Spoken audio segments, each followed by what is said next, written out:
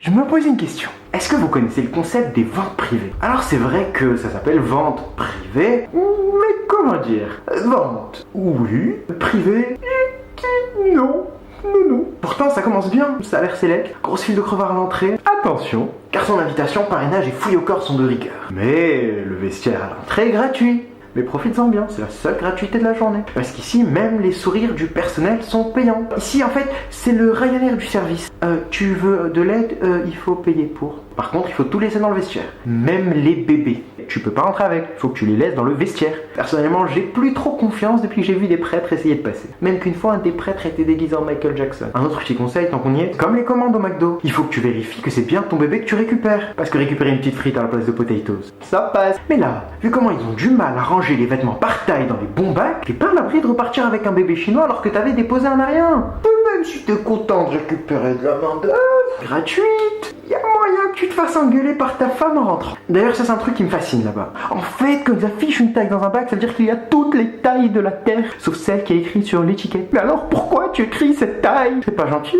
Allez le dire au prêtre à l'entrée, et je vais lui dire que tu as 5 ans. Tu adores t'asseoir sur des genoux. En plus, ces trucs, c'est même plus des bacs de vêtements. Laisse les gens se battre autour pendant 2 minutes. Juste 2 minutes. Et tu vas voir qu'on dirait plutôt des cajots de légumes. C'est exactement la même désorganisation sociale que les marchés au Maroc. Et à côté, ce que je trouve extraordinaire dans ces ventes, c'est de voir que la pudeur s'arrête à la porte. Encore une fois, le privé du vente privé est vidé de tout son sens. Et ils ont bien fait de préciser celui-là ma parole, autrement j'aurais jamais eu la moindre idée que c'était privé. Hein. Tu achètes des vêtements, mais y a pas de cabine d'essuyage. Genre le truc c'est hyper normal, tu vois.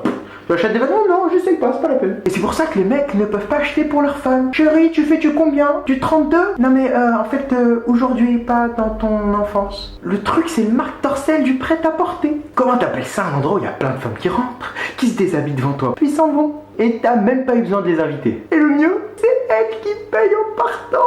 Par contre, il y a des fois où j'ai regretté d'avoir eu l'œil baladeur. C'est toujours un peu surprenant quand on découvre que le sein d'une femme peut tomber jusqu'au nombril. Et c'est toujours un peu surprenant quand on découvre que le nombril d'une femme peut tomber jusqu'au genou. Et c'est toujours un peu surprenant quand on découvre que ça peut arriver chez la même personne. Et d'autres fois, il y a des ventes où ils veulent pas te laisser essayer les vêtements que tu veux acheter. Même si t'es jolie et que tu veux te déshabiller devant tout le monde. Même ma femme qui va me coûter plus cher que ta veste en cuir, je vais l'essayer avant de l'épouser. Alors bon, faudrait être cohérent entre deux peaux de vache. Mais le problème avec toutes ces ventes privées, c'est que maintenant j'arrive plus à acheter en boutique quand je vois que ça coûte 10 fois plus cher. J'ai l'impression d'être une vache à lait. Et quitte à me faire traire, j'aurais tendance à choisir d'autrement. Bon après c'est vrai que dans l'excitation de la vente, t'achètes pas forcément la couleur qui te plaît, le modèle que tu veux, ou même ta taille. Mais est-ce que c'est une raison pour faire les difficiles?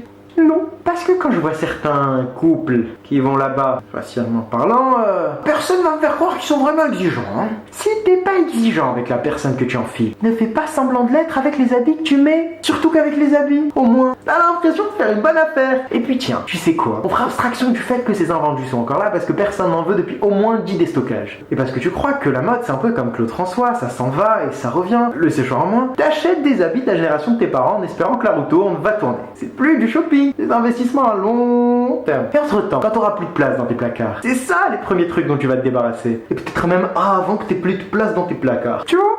C'est une super bonne affaire les ventes privées. Ça dépend juste pour qui.